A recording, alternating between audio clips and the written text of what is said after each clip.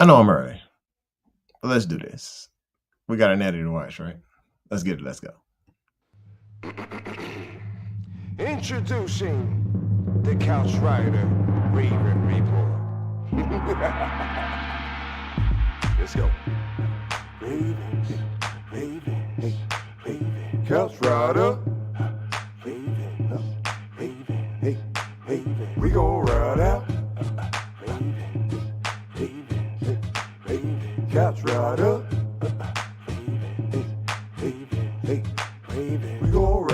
For some of you Twitter gangsters, this is just a hobby, original sports perspective. You can't stop me. Couch Rider Report, it's reflective. Please respect it. You will get checked, and your knowledge will be tested. I ain't the coldest Raven, but this is my show. Shout out to the Barry White of rap for the beat, though.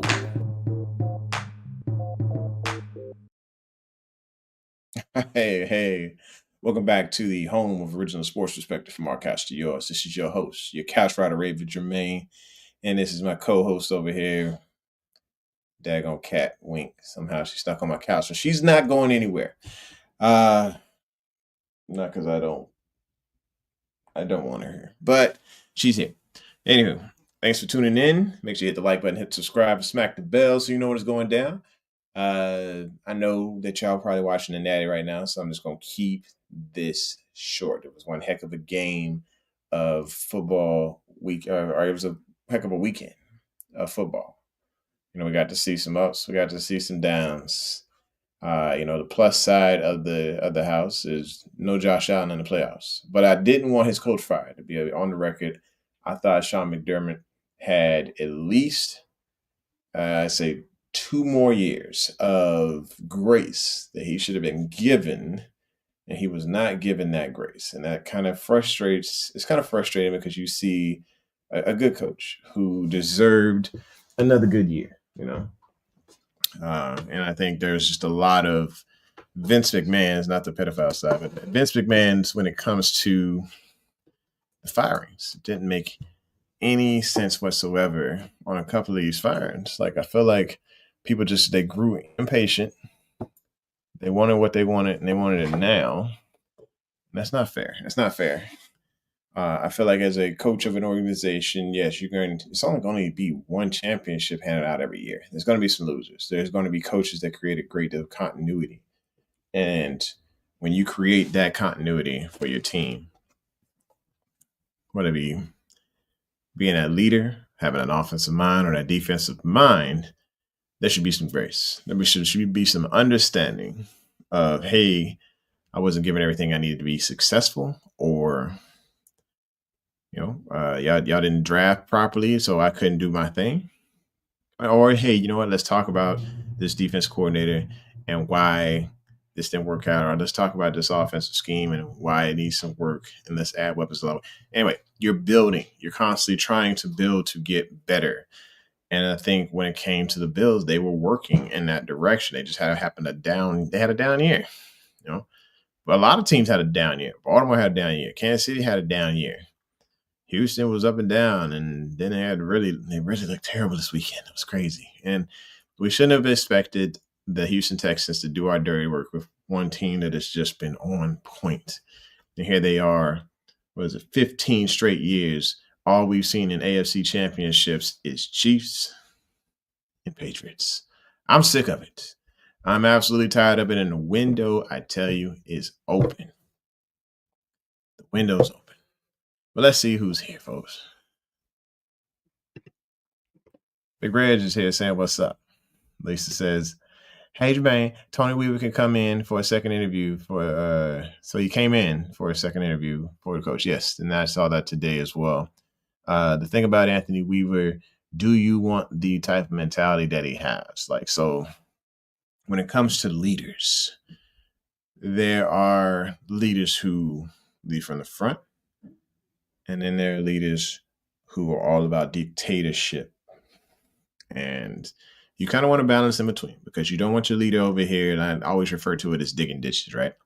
So when it comes to digging ditches, you got people who dig the ditches. You got people who supervise the people that dig the ditches. And you have a supervisor who actually delegates down to the supervisors and says, hey, make sure those ditches get dug and make sure they are this wide and this deep. And by the way, I need you to check on your welfare, your people, and here's the schedule for the holidays. And don't put those cover sheets and those TPS reports when you're talking about sending the reports out about digging the ditches and so on. In the midst of the task of digging the ditches, there are personalities you're going to have to deal with. There are going to be people that are insubordinate that don't show up to dig the ditches. And then there's going to be management who does not hold them accountable and so on. What you don't want is a leader who is going to give a backhand all the way down to the ditch digger, going over the people that he is supervising to dig the ditches. I think Anthony Weaver is going to backhand everybody in the ditch digging organization, even if they have experience or not, to try and put them in place, in line. And it's very hard to do that when it comes to millionaires because the organization of ditch diggers will then fail. Y'all tracking me? Y'all see what I'm putting down here?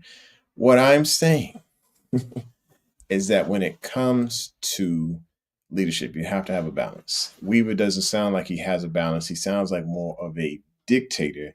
And I'd be honest, that's somebody that I'm not a fan of having in the organization. You got to be able to treat your people like people and that's how you get the best out of them. People, equity, it matters. It really does. Yeah. Lisa says, Big Red says he's been there 9 years, no QB coach combo, wins a Super Bowl together after 5 years after 5 years, so why keep him? Okay, you're dropping facts. That is a good point. So appreciate you bringing that up. I still think, just because somebody says hasn't been done, it still could be done. And they still could build towards greatness if they build and find the right pieces, find out what they're missing, have a consultant come through and say, you know what, from the outside perspective, you are missing wide receivers. So let's go into the mode of let's see how we can get those wide receivers here. How can we get a Jamar Chase here to help this team?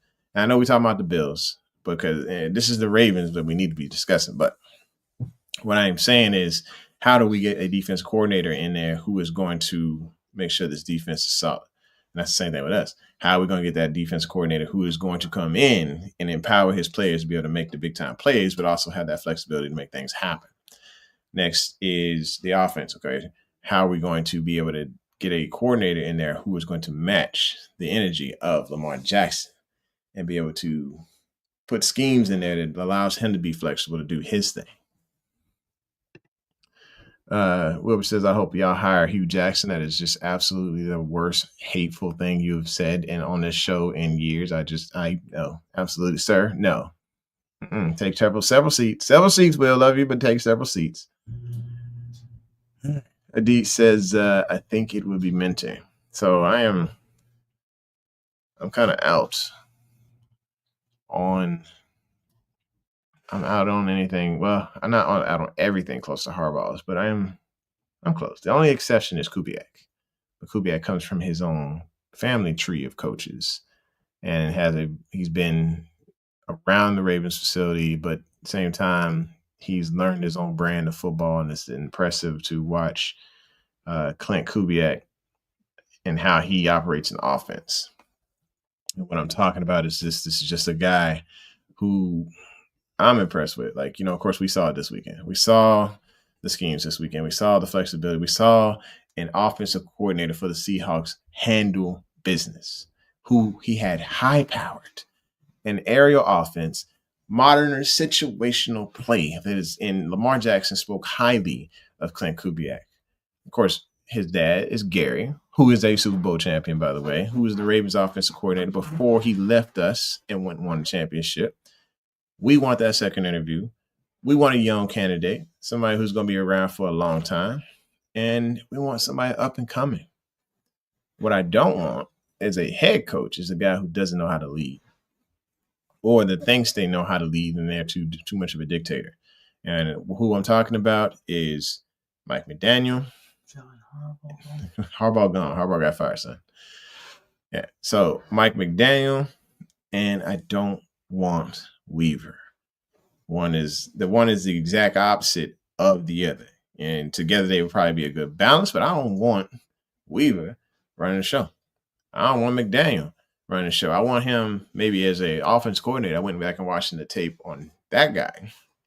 This is a creative mind here. He is all about getting the ball out quick and a lot of movement in the backfield. I'm talking about you got running backs going this way, you got running backs going that way, and the tight end, and next thing you know, he's hitting the flats on wheel routes after the quarterback has probably did a fake read, and then boom, magic is happening with Mike McDaniel.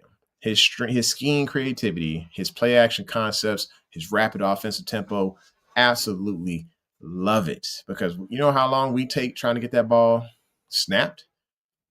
We're always down to about 3 minutes. There's going to be 3 seconds left before the snap. And it's just terrible. It is absolutely abysmal how much time we take to get the ball snapped.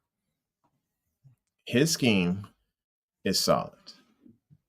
But I don't want him leading this team because he's not a leader. This guy ain't got no backbone. He allows his players to go full cowboy. There's got to be a balance, folks. There's got to be a balance. And we saw the photo. Everybody saw the photo of him flying into Baltimore with his nice suit on. That's a nice suit. I ain't gonna let y'all clown him on that. That is a nice suit. I wear that. But when it comes to leading the team, leading millionaires is what it all boils down to. Can you do that? Can you do it with tag? Can you empower them? Can you inspire them? Can you discipline them? It does all need to be a balance. I'm curious to know you guys' thoughts, though. So she says, how shameful. D says Davis Webb is way too close to Josh Allen for him to be considered for a Bills head coaching job, right? Yeah. I think Davis Webb is going to get an opportunity. It's just not in Baltimore. I know Baltimore is looking for that unique signal caller, somebody who has good management skills, but also who is going to bring creativity to this offense. And I think we are going offensive guy. I know that Cam Rue wants the defensive guy, and the only defensive guy that I want is Robert Saleh. I'm sorry. That's the only one. Everybody else, I don't care about Flores, don't care about Weaver, don't care about nobody else. Maybe Shula. But I want an offensive mind. An absolute offensive mind who's ready to rock, man. Ready to take Lamar to that next level. My boy AJ is here. He says, give someone that will give the ball to Henry in the second half when we are up 14. That's all I ask for at this point. I do want somebody who is going to utilize the ground game to the max. Find a way to make this happen. Wilbert is paying big dollars to get this, whatever this is. Some bribe money for you and your son to become a Browns super fan. Oh, gosh. All right, first of all, we need to put this out there. Wilbert is paying more money than all of y'all. He definitely wants his point across.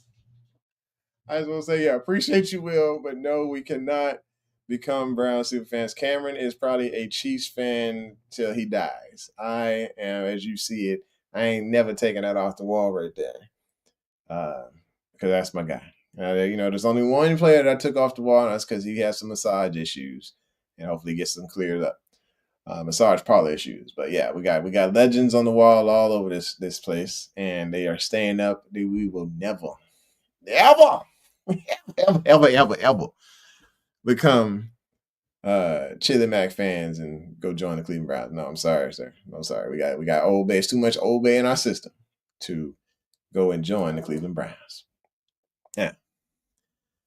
So we're talking about different candidates here, and like I said, appreciate the love, Wilbur. Always a welcome place here, man. Anywho, when it comes to other coaching candidates, Anthony Weaver, we talked about him already. We talked about Mike. I'm not a fan of either of those because they're polar opposites, but they only know those styles. They don't know management of people properly to inspire them, to empower them, and to also keep them disciplined, keep them in check. Jesse Minter, I don't know. I mean, this guy is a former Georgia Tech, college adjacent defensive coach with, interview exposure. He's identified by multiple outlets as a Ravens candidate. Tons of people are saying, hey, this is the guy. But I'm sorry, I just if we could not go anywhere near a Harbaugh, it would be great. I would love that. I really appreciate that.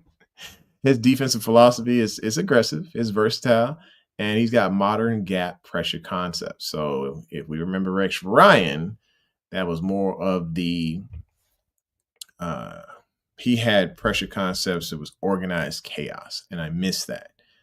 I missed those concepts that made quarterbacks cringe, and they were just like missing sleep, thinking about where the mic is. They had no clue where the mic was coming from, or whether or not a daggone defensive tackle was bouncing back in coverage to meet the challenge of a really organized and complex defense. Sometimes we are a little bit basic, and then there were guys who they loved the blitz button. Of course, we remember guys who used to love the blitz button, and I was okay with that some of the time. And sometimes you just got to get back to basics and stay with the coverage. Give me a mix. I need a balance. All right. So as far as front runner, I don't know if Mentor is a front runner. In my mind, this is probably he's not top 5. Or if he is number 5. For me, the number 1 is Kubiak. Number 2, Robert Saleh. And then there's everybody else. I mean, you can kind of throw whatever name you want to throw in there after that. I am okay with actually Sean McDermott coming here. I know that question is probably going to come up. Sean McDermott, like I said, is a guy who deserved a little bit more grace, and they did not give that to him. On the downside, the reason I think they fired him is because his scheme, his offensive scheme, heavily relied on Josh and Cook being absolute superstars. It relied on their actual talents to take over the entire scheme and they were basically the scheme. Like, hey, we're the two that's going to make it happen. Doesn't matter what else we got. Josh had to put on the cape and do his thing. I've watched many games and watching them versus Kansas City, and Cook would tear them a whole new one because they knew that this was a weapon. And they didn't care about how anything else looked. It's crazy. So, like I said, those are the ones that I am looking at. Of course, there's probably 16, maybe 20 names that they are looking at now, and only one of them got signed. As far as we know, Stefanski is a Falcon now. So good. I didn't want anything to do with Cleveland, so no offense, not at all. So anyway, Lisa says you lost Kevin Stefanski in Cleveland. I'm pretty sure he's a little happy about that there. Roblox says hello. Hey, what's going on? I'm not sure who Roblox is, although that face looks very familiar. Is Emma on the show? Does she have a name tag Roblox?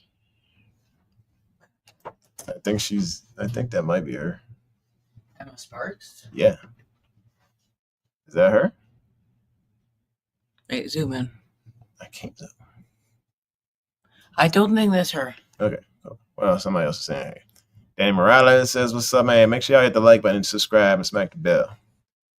We definitely love our small community here. We love being able to just talk it up, chill and talk sports. It's mostly Ravens here, but you have your teams. Of course, we welcome our Pittsburgh Steelers fans in here and our Cleveland Brown fans and even some of our, less liked here Chiefs fans in the room. But mostly we're talking Ravens. But, we're just going to top it up, talk sports in general. Of course, we can't talk too much Ravens because it was a playoff weekend. And I got to be honest with you. Caleb Williams is the most confusing quarterback I've ever come across. How do you make the most spectacular, highlight reel, unbelievable plays in clutch moments, but you can't complete the basic stuff? It is like it is like, this dude played for the Jets back in the day. Was it Plaxico? No. Oh, man, it's going to drive me crazy. I think it was Edwards. He used to make the most acrobatic catches, out of this world catches. But it came to a dig, he couldn't run it. He couldn't catch it. Caleb is that guy. Caleb will make these amazing plays. You saw him the other day. He ran back 20 yards to throw a daggone touchdown and caught somebody wide open, right? So he makes those plays. But it comes to the basic, hey, let's just move the chains during the regular game, and he can't make the basic plays. I'm glad he's not my quarterback. I am excited he's not my quarterback, but he is polarizing, man. He is the question that needs to be answered for Chicago, and who's going to help him answer that, I don't know. Ain't my business. But when it comes to the Patriots, I'm torn. My daughter's a huge fan. She'll actually sit and watch the game. She'll sit down and watch the game. And yeah, but she won't watch anything else. It's okay. She watched football with me. You don't. She won't watch any other. Anyway, go away. Sometimes she won't even watch her team. So she watched the game with me. So I'm rooting for her, but it's also I can't really stand the Patriots. Let's just be honest. It's just in my blood. I can't stand them. Yeah. And then it comes to then there's him. I just can't stand the Chiefs either. Hey, but I don't. You said they're your number 2 team. I don't remember saying that. I remember you saying that very vividly. I don't think I was ever on record. Anybody remember on the chat here? If I ever said the Chiefs was my number 2, you didn't say that on chat. You said it to me directly. I remember, so you got no recordings. There's no tapes. You said it directly to me. I deny everything. Also, the cat is here. Yeah, we've already introduced the cat. So yeah, when it comes to don't bro, let that cat alone, man. She gonna follow you. Chill. All right, that's Wink, man. Hey, look, she mad. Let her go. She gonna be mad at you. All right. So, when it comes to our coaching, we know exactly. I know the direction that I want us to go in. Ideal scenario, and I mentioned this to Cameron earlier in the day. When it comes to the Baltimore Ravens, and I know this is not realistic at all, I am swinging for the fences here, but we're talking about leadership of millionaires who have a good disciplined mentality, who loves to watch tape, who can be a motivator. This guy can sell a hot dog to a hot dog stand because he just knows how to really inspire. When it comes to leading by example, he was the one that got out on the field. He was our general. You already know who I'm talking about. This guy can run through walls. Literally, he ran through walls on science specials. And I imagine he would run through walls for this team. Pair him with the right offensive coordinator and somebody who knows his mentality and has the motivation to study tape. We are talking about a winner here. Ideal situation, Ray Lewis, head coach. Clint Kubiak, offensive coordinator. No, that's not going to happen. Or McDaniel, offensive coordinator. Ray Lewis, McDaniel there. Just in case Ray Lewis needs to go ahead and smack McDaniel a couple of times to get him in line. Cool. Defense coordinator. Ideal situation.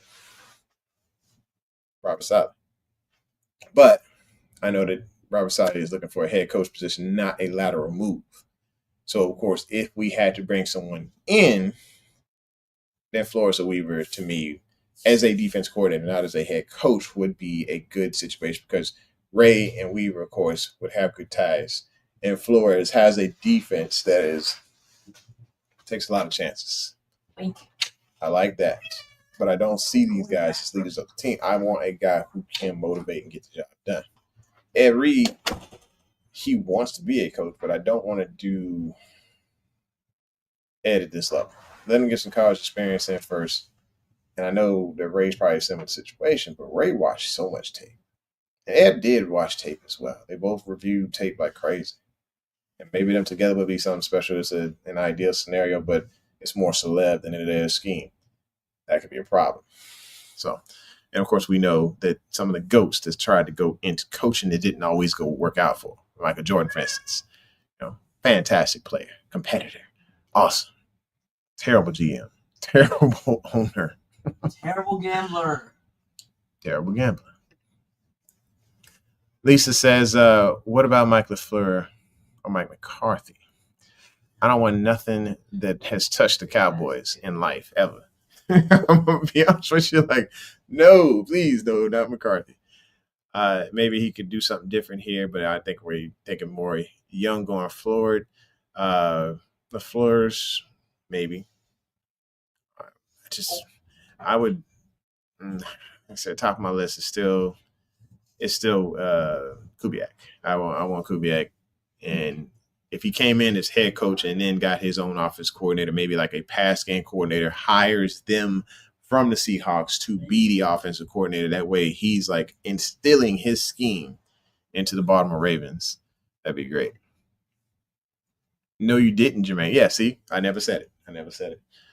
Yeah, on record. Lisa knows. You did say it. I said I didn't say nothing. I swear. I don't have it on record, but Sir. I remember very vividly that you said it. I don't know. Have I ever bought a Chiefs hat for myself?